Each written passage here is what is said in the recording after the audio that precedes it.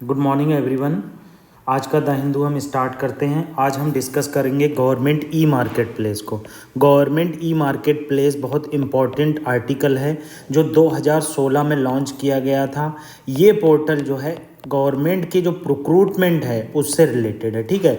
और दूसरा आर्टिकल 16 को डिस्कस करेंगे और देखेंगे प्रधानमंत्री श्रम योगी मानधन योजना के शॉर्ट नोट्स कैसे बनाए जाते हैं और हमें कैसे वर्क करना चाहिए। तो आज का फर्स्ट इंपॉर्टेंट आर्टिकल हमास वार से रिलेटेड है।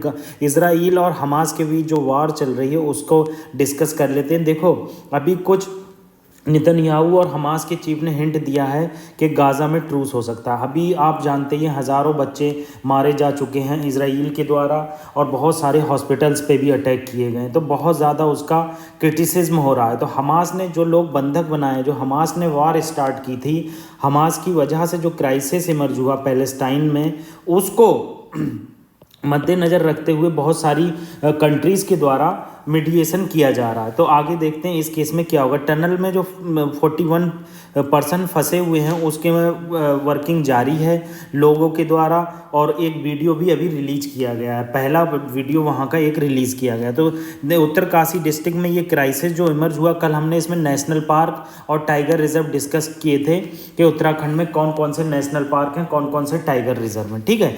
तो आप पहला आर्टिकल हम डिस्कस कर लेते हैं जो रिलेटेड है गवर्नमेंट ई मार्केट प्लेस है। देखो, गवर्नमेंट ई मार्केट जो पोर्टल है ये लॉन्च किया गया था, पहले आप जान लो, इसे लॉन्च किया गया था अगस्त 2016 में। इसको लॉन्च करने के पीछे सबसे बड़ा रीज़न था कि गवर्नमेंट चाहती थी जो गवर्नमेंट के डिपार्टमेंट्स हैं और जो मिनिस्ट्रीज़ हैं वो प्रोक्रूटमेंट जो है वो अपने इंडिजीनियस प्रोडक्ट को ही करें। मतलब यहाँ जो इंडिया में लोग अपना प्रोडक्ट बना रहे हैं उसको ही प्रोक्रूट किया जाना चाहिए। तो इसके लिए ये प्रोक्रूटमेंट प्रोसेस के लिए गवर्नमेंट ने ये पोर्टल बनाया 2016 में, और ऑनलाइन जो गुड्स एंड सर्विसेज ज़रूरत होती है उसको परचेज़ किया जाता है मिनिस्ट्री के, सेंट्रल गवर्नमेंट की मिनिस्ट्री के द्वारा और डिपार्टमेंट के द्वारा। देखो, जब ये गवर्नमेंट ई मार्केट प्लेस आया था तो ये मैंडेटरी नहीं था, तब ये वॉलंटरी था। उसके बाद सेंट्रल गवर्नमेंट के मिनिस्ट्री के लिए और डिपार्टमेंट के लिए ये मैंडेटरी कर दिया गया, और 2017 में स्टेट गवर्नमेंट्स को भी पार्टिसिपेशन इसमें बढ़ाया गया। स्टेट्स जो है प्रोक्रूट करते हैं बहुत सारी चीज़ों को, बहुत सारे PSUs से, बहुत सारी इंडिजीनियस कंपनीज से, ठीक है। तो ये इस तरह की चीज़ें इमर्ज होकर आ रही। मगर आपको मैं एक चीज़ बता देता हूँ जो बहुत ज़्यादा इम्पॉर्टेंट है, आप इसे एक कॉपी पे नोट कर लेना। स्टेट गवर्नमेंट के लिए ये स्कीम वॉलेंट्री है। स्टेट गवर्नमेंट के डिपार्टमेंट, मिनिस्ट्री अगर चाहे तो वो प्रोक्रूट करे गवर्नमेंट के सेंट्रल PSU से और इंडिजीनियस प्रोडक्ट से, और अगर नहीं चाहे तो उसकी मर्जी है, ठीक है। तो देखो क्या है इसमें, देख लेते हैं हम। ये one stop national public procurement portal है, ठीक है। यहाँ पर जो है पब्लिक जो मिनिस्ट्रीज़ हैं, डिपार्टमेंट हैं, उनके द्वारा ऑनलाइन प्रोक्रूटमेंट किया जाता है। जो गुड्स और सर्विसेज की ज़रूरत पड़ती है सेंट्रल गवर्नमेंट को और स्टेट गवर्नमेंट को और उनके डिपार्टमेंट्स को और PSUs वगैरह को, ठीक है। तो यहाँ पर ये किया जाता है। इसमें क्या है, सेंट्रल गवर्नमेंट ने इसे मैंडेटरी कर दिया था 2017 के बाद से। आप इसमें एक चीज़ ज़रूर याद रखना, इनके द्वारा गुड्स भी खरीदे जाते हैं और सर्विसेज भी खरीदी जाती हैं, ठीक है। और इसमें ई बिडिंग की प्रोसेस भी है और रिवर्स ई ऑक्शन भी है। रिवर्स ई ऑक्शन का क्या मतलब है कि अगर मान लो कोई मिनिस्ट्री है और डिपार्टमेंट के अकॉर्डिंग आर्टिकल नहीं आया है, जो प्रोडक्ट चाहिए था वो नहीं आया है, तो ये इसको रिवर्स कर सकते हैं, ठीक है। इनके द्वारा उसको रिवर्स किया जा सकता है, ठीक है। ये चीज़ यहाँ बताइए कि 2016 में इसे लॉन्च किया गया। इसको लॉन्च करने के पीछे सबसे बड़ा रीज़न था ट्रांसपेरेंसी लाना, इफ़िशियंसी लाना, और गवर्नमेंट की जो बाइंग प्रोसेस है उसमें इंडिजीनियस प्रोडक्ट को बढ़ाना। इसकी नोडल मिनिस्ट्री आप ज़रूर याद रख लेना, ministry of commerce and industry है, ना कि मिनिस्ट्री ऑफ फाइनेंस है, ना कि मिनिस्ट्री ऑफ अर्बन डेवलपमेंट है। आपको याद रखना है, ये बहुत इंपॉर्टेंट है। Ministry of commerce and industry इसकी नोडल मिनिस्ट्री है। रिसेंट अपडेट क्या हुए हैं, रिसेंट अपडेट के बारे में बताया गया कि बम्बू मार्केट विंडो भी खोली गई है कि अगर गवर्नमेंट की मिनिस्ट्री और डिपार्टमेंट को बम्बू की ज़रूरत है, बहुत सारे चीज़ों में ज़रूरत पड़ती है। देखो बहुत सारे टेंडर होते हैं, आप जानते होंगे, अक्सर गवर्नमेंट के रिवर्स पर पिचिंग चलती है, गवर्नमेंट्स के डिपार्टमेंट पीडब्ल्यूडी वगैरह रोड पर काम करते हैं। तो इसमें क्या होता है, बम्बू की भी बहुत ज़्यादा ज़रूरत होती है, तो बम्बू की मार्केट की भी विंडो बनाई गई है। तो अगला पॉइंट क्या है कि कंट्री ऑफ ओरिजिन मैंडेटरी किया गया। देखो क्या होता है, कोई भी प्रोडक्ट जब गवर्नमेंट की मिनिस्ट्री खरीदती है तो इसमें ये चीज़ बहुत इंपॉर्टेंट है, ऐसे क्वेश्चन प्रीलिम्स बहुत ज़रूर पूछती है। क्या है कि मिनिमम जो प्रोडक्ट है वो 50% इंडिजीनियस होना चाहिए। मान लीजिए हमने कोई टॉर्च खरीदी, मान लीजिए माइंस मिनिस्ट्री को ज़रूरत है टॉर्च की, और टॉर्च में 75% जो है वो प्रोडक्ट चाइना का है, तो ये मिनिस्ट्री को ये नहीं ले सकती। इसमें 50% मिनिमम जो होना चाहिए वो इंडिजीनियस बना होना चाहिए। इसमें कोई भी उससे आप नहीं कर सकते। आप 50% आपको प्रोडक्ट जो है इंडिजीनियस बना ही होना चाहिए। सिग्निफिकेंस क्या है, ये ट्रांसपेरेंसी लाएगा और कॉस्ट इफेक्टिव रहेगा। देखो पहले क्या होता था, गवर्नमेंट की मिनिस्ट्री और डिपार्टमेंट के द्वारा जो प्रोक्रूटमेंट किया जाता था, तो उस केस में क्या होता था, बहुत ज़्यादा ट्रांसपेरेंसी नहीं रहती थी। बहुत ज़्यादा अक्सर क्या होता था, देखने को मिलता था जो बिचौलिए हैं वो बहुत ज़्यादा पैसा खाते थे। तो उसको ख़त्म करने के लिए, ट्रांसपेरेंसी को डेवलप करने के लिए, ये जो गवर्नमेंट ई मार्केट प्लेस है ये ट्रांसपेरेंसी लाएगा और कॉस्ट इफेक्टिव प्रोक्रूटमेंट होगा। जब देखो करप्शन नहीं होगा, डीलिंग अच्छे से की जा सकती है, जो ई ऑक्शन है सबको पता चलेगा, आरटीआई में आप जान सकते हैं, तो ये कॉस्ट इफेक्टिव प्रोक्रूटमेंट है। प्रमोशन ऑफ आत्मनिर्भर भारत, ये तो आपको पता ही है कि गवर्नमेंट जो है आत्मनिर्भर भारत को कितना प्रमोट कर रही है। गवर्नमेंट के द्वारा कहा जा रहा है कि हम जो है इंडिजीनियस प्रोडक्ट को प्रमोट करेंगे ताकि हमारे यहाँ वेलफेयर आए और बहुत सारे लोगों को रोज़गार मिल सके। स्मॉल लोकल सेलर को भी एंट्री मिली है। देखो स्टेट गवर्नमेंट के प्रोक्रूटमेंट से क्या फ़ायदा हुआ है कि जो स्मॉल सेलर हैं, बहुत ज़्यादा मतलब डिपेंडेंट रहते हैं गवर्नमेंट के प्रोक्रूटमेंट पे, तो स्मॉल सेलर को एंट्री मिली है। मल्टीपल एंट्री है, मतलब आप क्या स्टेट गवर्नमेंट भी खरीद सकती है, स्टेट गवर्नमेंट के छोटे डिपार्टमेंट भी खरीद सकते हैं। तो वेबसाइट में जो मल्टीपल एंट्री भी है और इससे स्मॉल इंटरप्राइजेस को बल मिला। चैलेंजेस क्या, मल्टीपल पोर्टल। आप चैलेंजेस ये है, जैसे मान लीजिए आपको बम्बू खरीदना है, तो बम्बू खरीदने के लिए अलग पोर्टल पे जाना पड़ रहा है। तो ये कहना चाह रहे हैं, अगर मेंस की आप आंसर राइटिंग लिखते हैं तो आप इसमें ये पॉइंट लिख सकते हैं, ये मल्टीपल पोर्टल है, इसे ख़त्म करना चाहिए। लैक ऑफ कंप्लाइंसेस फॉलो नहीं किए जाते हैं बहुत सारे डिपार्टमेंट के द्वारा। कह तो दिया जाता है कि 50% हम जो 50% ओरिजिन है, इंडिया के ओरिजिन प्रोडक्ट हैं वही लेंगे, मगर ऐसा कभी कभी नहीं होता है। ठीक है, तो वे फॉरवर्ड में यही बात बताई गई है कि जो है ये चैलेंजेस इफेक्टिवली ख़त्म हो जाएंगे और ग्रेजुअली क्या होगा, मार्केट जो है आत्मनिर्भर भारत पर डिपेंड हो जाएगी। ठीक है, अगला आर्टिकल रिलेटेड है पाकिस्तान और अफगानिस्तान के क्राइसिस से। देखो अभी पाकिस्तान ने कुछ जो माइग्रेंट अफगानिस्तान से पाकिस्तान में आए हुए थे उनको अफगानिस्तान डिपोर्ट करने का इरादा किया है। तो पाकिस्तान अफगानिस्तान का आपको बॉर्डर पता होना चाहिए। देखो अफगानिस्तान का बॉर्डर जो है हमारे इंडिया से मिलता है। कभी कभी ये कन्फ्यूज़न हो जाता है कि लोगों को लगता है अफगानिस्तान का बॉर्डर इंडिया से नहीं मिलता। देखो अफगानिस्तान का बॉर्डर इंडिया से मिलता है, छोटा से यहाँ चाइना से मिलता है, तजाकिस्तान से मिलता है, उज्बेकिस्तान से मिलता है, तुर्कमेनिस्तान से मिलता है और ईरान से मिलता है। और इस जो लाइन है, इसे लाइन को दूरंद लाइन कहा जाता है। आप ये याद रखना, ये मैंने पॉइंट लगाया, यहाँ पर बोलन पास है।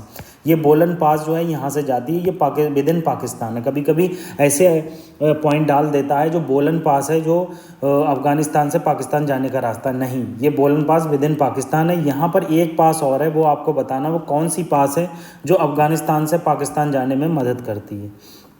ठीक है, तो ये हमने ये चीज़ें देखी कि किस तरह से ये इम्पॉर्टेंट है। नेक्स्ट आर्टिकल जो है पाकिस्तान और चाइना के बीच में जो ये नवल एक्सरसाइज चल रही है, ये बहुत ज़्यादा इम्पॉर्टेंट है क्योंकि ये एक्सरसाइज बहुत चर्चा में रहती है, क्योंकि चाइना जो है बहुत ज़्यादा कंट्री का रिवलरीज है उसकी। आप साउथ चाइना सी को आजकल देखते होंगे, आर्टिकल बहुत ज़्यादा आ रहे हैं कि किस तरह से उसने साउथ चाइना सी में 9 डैश लाइन को 10 डैश लाइन में कन्वर्ट कर लिया और उसने कह दिया कि यहाँ पर आप फिशिंग नहीं कर सकते, ये सस्टेनेबल डेवलपमेंट के लिए खतरनाक है। तो ऐसी चीज़ें चाइना के द्वारा कही जाती हैं और पाकिस्तान हमारी सॉवरेनिटी का उल्लंघन करता ही है। देखिए ये जो पाकिस्तान एडमिनिस्ट्रेड कश्मीर है, यहाँ पर क्या है, बेल्ट एंड रोड इनिशिएटिव का एक जो वेज है और लेन है वो यहाँ से होकर जाता है। ठीक है, तो इस तरह से ये चीज़ बताई गई है कि चाइना कैसे चीज़ों को डिस्क्रिमिनेट कर रहा है और चाइना के द्वारा किस तरह से डोमिनेंस स्टेबलाइज किया जा रहा है। तो यहाँ पर सी गार्डियन एक्सरसाइज है, ये बाइलेटरल, ये आप याद रखना, सी गार्डियन एक्सरसाइज बाइलेटरल है चाइना और पाकिस्तान के बीच में, इसके बारे में आपको पता ही होना चाहिए। देखो आगे हम आर्टिकल 16 डिस्कस करने से पहले हम प्रधानमंत्री श्रम योगी मानधन योजना को डिस्कस कर लेते हैं। मैं आपको बता देता हूँ इसके शॉर्ट नोट्स कैसे बनेंगे। प्रधानमंत्री श्रम योगी मानधन योजना, ठीक है, प्रधानमंत्री श्रम योगी मानधन योजना एक नेशनल पेंशन स्कीम है। आप यहाँ पर लिख लेंगे नेशनल पेंशन स्कीम, ठीक है। ये नेशनल पेंशन स्कीम है जो गवर्नमेंट के द्वारा लॉन्च की गई है। इसमें सबसे इम्पॉर्टेंट चीज़ क्या है, प्रधानमंत्री श्रम योगी मानधन योजना एक सेंट्रल सेक्टर स्कीम है। सेंट्रल सेक्टर स्कीम कौन सी होती है आप जानते होंगे, जिसमें से 100% जो है फंडिंग जो है वो सेंट्रल गवर्नमेंट के द्वारा दी जाती है। इसमें एंट्री जो है 18 से 40 साल तक आप एंट्री ले सकते हैं और ये पेंशन जो मिलना स्टार्ट होगी वो 60 साल के बाद होगी। अगर स्पाउस की डेथ हो जाती है, मतलब हस्बैंड की डेथ हो जाती है, तो 50% जो है उसका पैसा वाइफ को उसके मिलेगा, ठीक है। इसमें मल्टीपल एंट्री और मल्टीपल एग्जिट है, मतलब अगर आप चाहें तो एग्जिट भी कर सकते हैं। और इसको जो इम्प्लीमेंट किया जाता है वो LIC के द्वारा इम्प्लीमेंट किया जाता है और कम्युनिटी जो ये CSC होते हैं ना, CSC ये जो गवर्नेंस के लिए बनाए गए हैं, तो इस CSC के द्वारा इम्प्लीमेंट किया जा सकता है, ठीक है। जितना आप इसमें देंगे उतना ही गवर्नमेंट के द्वारा दिया जाता है। मतलब मान लीजिए अगर मंथली आप 500 रुपये इसमें पार्टिसिपेट करते हैं तो गवर्नमेंट भी आपको 500 रुपये पार्टिसिपेट करेगी और 60 साल के बाद आपको इसका रेवेन्यू मिलेगा। ये स्कीम जो है मेनली अनऑर्गेनाइज सेक्टर के लिए, आप ये याद रखना, अनऑर्गेनाइज सेक्टर के लिए है और जिसकी 15,000 से ज़्यादा सैलरी है वो इसमें पार्टिसिपेट नहीं कर सकता।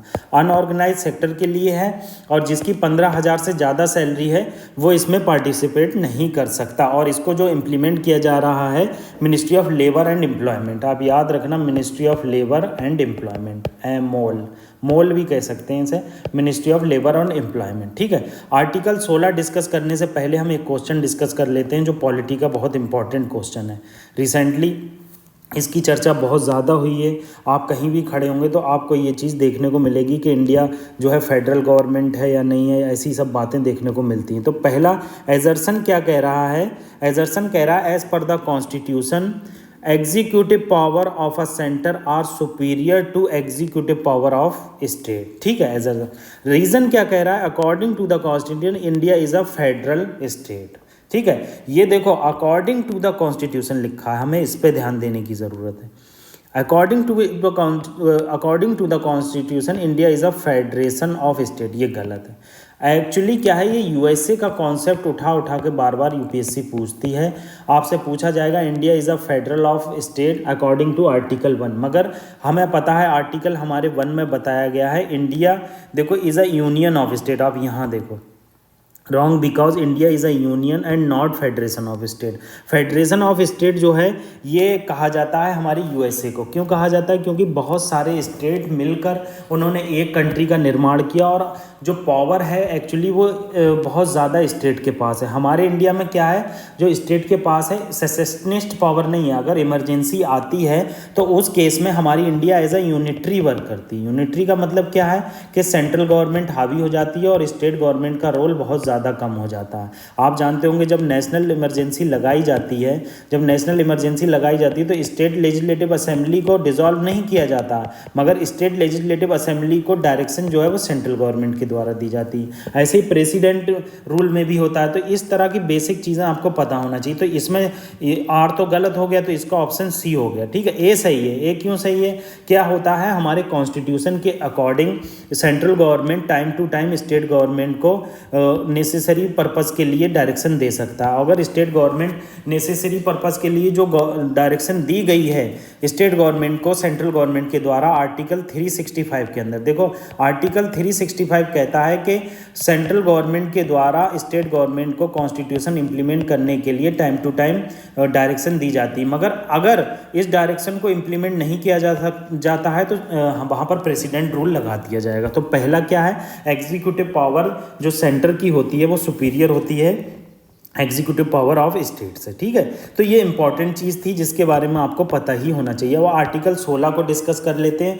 देखो आर्टिकल 16 जो हमारी आर्टिकल सीरीज चल रही है उसका नेक्स्ट आर्टिकल है। तो आर्टिकल 16 जो है वो हमारा जो है जो इक्वलिटी के आर्टिकल है उसमें छोटा सा पार्ट है। जैसे आर्टिकल 14 है ये वाइडर कोनोटेशन है, आर्टिकल 15 उससे छोटा है, और आर्टिकल 16 जो है एम्प्लॉयमेंट और अपॉइंटमेंट से रिलेटेड। देखो आर्टिकल 14 इक्वलिटी की बात करता है, ये वाइडर पर्सपेक्टिव में बात करता है। आर्टिकल 15 जो है 5 ग्राउंड पर इक्वलिटी की बात करता है। आर्टिकल 16 जो है वो जो है हमारे एम्प्लॉयमेंट और अपॉइंटमेंट में बात करता है। तो यहाँ पर ये चीज़ जानना बहुत इंपॉर्टेंट थी। हम इसमें देखेंगे आर्टिकल 16 का स्कोप क्या है, 7 ग्राउंड कौन कौन से हैं, रेजिडेंस बेस पर रिजर्वेशन किस तरह से दिया जाता है, बैकवर्ड क्लासेस का ओरिजिन कैसे हुआ, प्रमोशन में रिजर्वेशन कैसे मिलना स्टार्ट हुआ, और जो अनफिल्ड वैकेंसी हैं जो कैरी फॉरवर्ड रूल है वो कैसे बढ़ा। देखो पहले आर्टिकल 16 क्लॉज 1 एंड क्लॉज 2 के बारे में जान लेते हैं। देखो अंबेडकर साहब ने कहा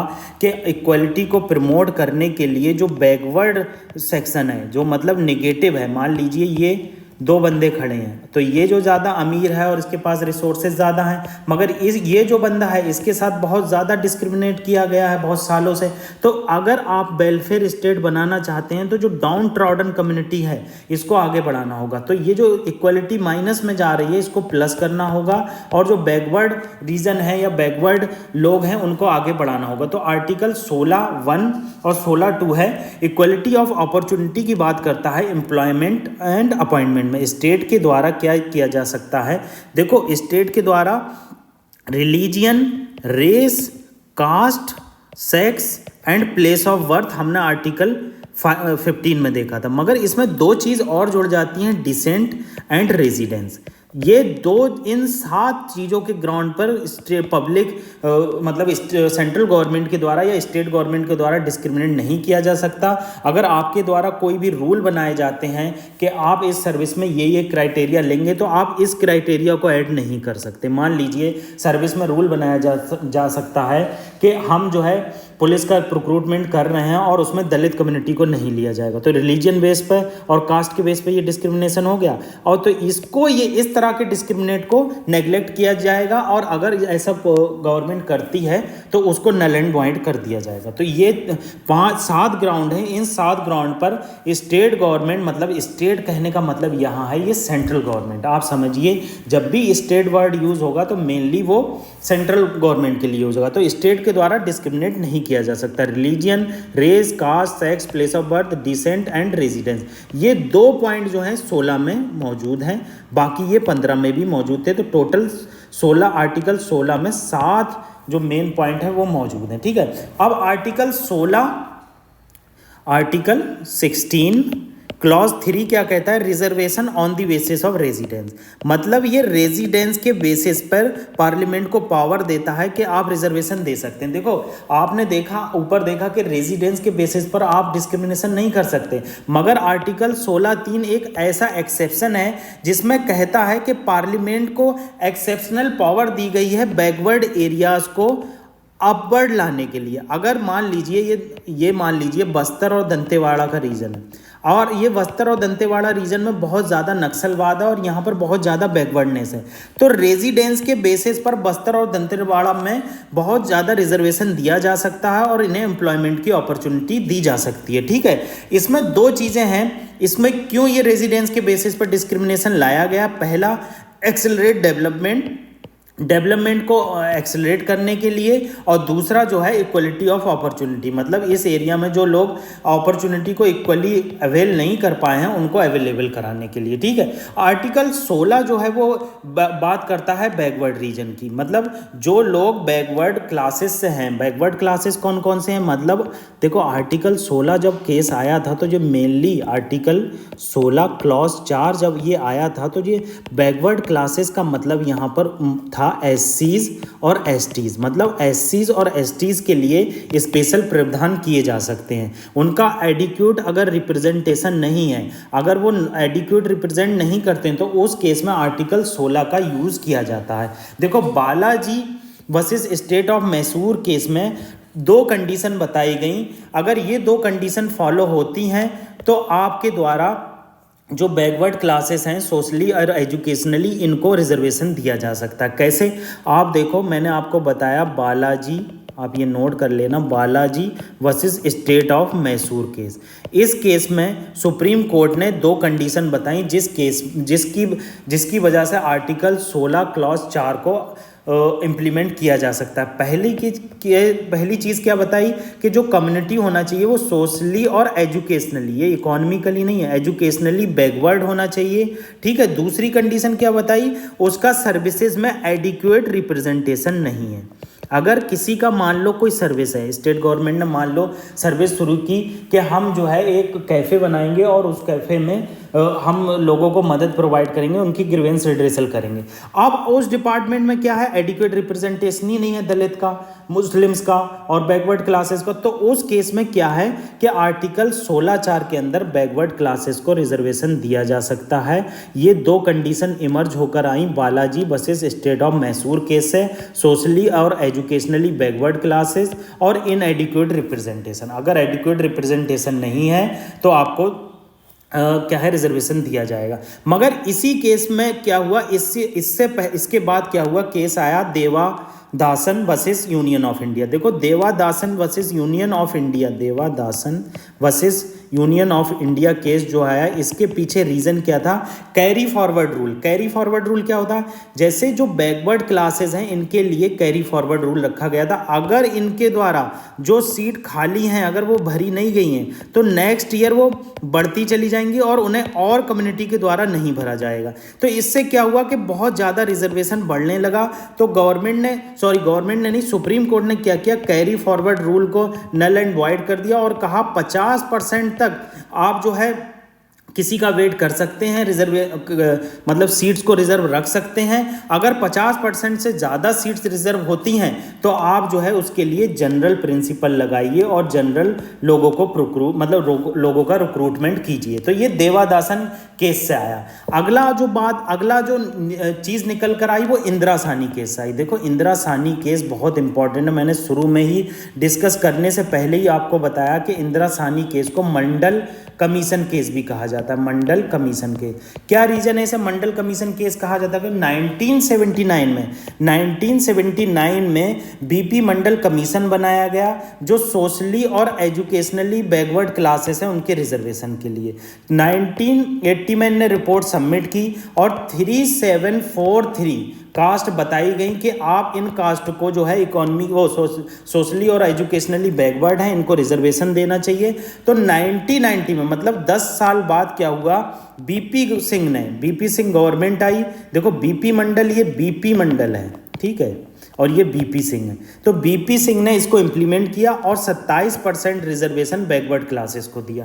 अब इसी से रिलेटेड इंदिरा साहनी केस आया। अब इंदिरा साहनी केस जो 1993 में आया, 93 में ये जो रिजर्वेशन था 27%, इसको सुप्रीम कोर्ट ने राइट करार दिया। कहा ये ठीक है और ये जो है अपॉइंटमेंट तक सीमित है, आप इसे प्रमोशन में नहीं ला सकते। पहली बात ये कही। पहली बात कही 27% रिजर्वेशन बैकवर्ड क्लासेस के लिए बिल्कुल सही है। दूसरी बात ये कही कि अपॉइंटमेंट में ये रिजर्वेशन है, अगर आप इस रिजर्वेशन को प्रमोशन में लागू करते हो। प्रमोशन का क्या मतलब? मान लीजिए इस डिपार्टमेंट में रामू काम करता है, अब रामू को दूसरे हाई पोस्ट पर जाना है तो इसे कहते हैं प्रमोशन। तो प्रमोशन में ये रिजर्वेशन लागू नहीं होगा। सुप्रीम कोर्ट ने ये दूसरी कंडीशन दी। तीसरी कंडीशन दी, रिजर्वेशन 50% तक ही लागू होगा, उससे ऊपर आप रिजर्वेशन बैकवर्ड क्लासेस को नहीं दे सकते कहीं पर। मगर एक्स्ट्रा ऑर्डिनरी सर्कमस्टांसेस में ये 50% की लिमिट ब्रीच की जा सकती है। ठीक है, तो यहां पर क्या हुआ, देखो इसके बाद क्या हुआ, आर्टिकल 16 में अमेंडमेंट आया। आर्टिकल 16 में 77th कॉन्स्टिट्यूशनल अमेंडमेंट के जरिए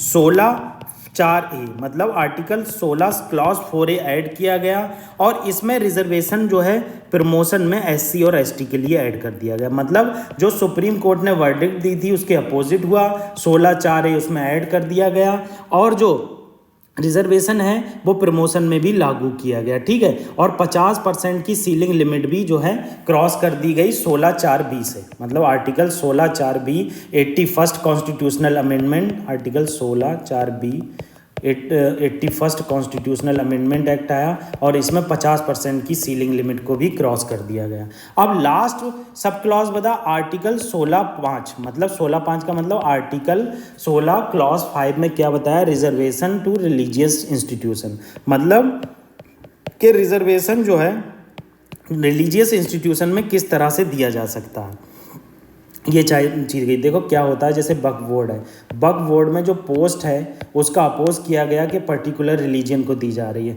मगर सुप्रीम कोर्ट ने कहा कि ये कोई भी कॉन्स्टिट्यूशन के आर्टिकल 16(1) और आर्टिकल 16 क्लॉज 2 का उल्लंघन नहीं है। अगर ये किसी पर्टिकुलर कास्ट को दी जाती है, रिलीजन को दी जाती है, तो ये वैलिड है। तो 16 क्लॉज 5 को वैलिड करार दिया गया। तो आर्टिकल 16 ये हमने इस तरह से डिस्कस किया, बहुत इंपॉर्टेंट आर्टिकल था, इसको बनाने में हमें बहुत ज़्यादा मेहनत लगती है। आपको कोई दिक्कत है प्लीज़ कमेंट बॉक्स में ज़रूर बताइए, और अगर आपको कमेंट बॉक्स में भी नहीं बताना तो हमें टेलीग्राम पर डायरेक्ट संपर्क कर सकते हैं, ठीक है। Thank you very much.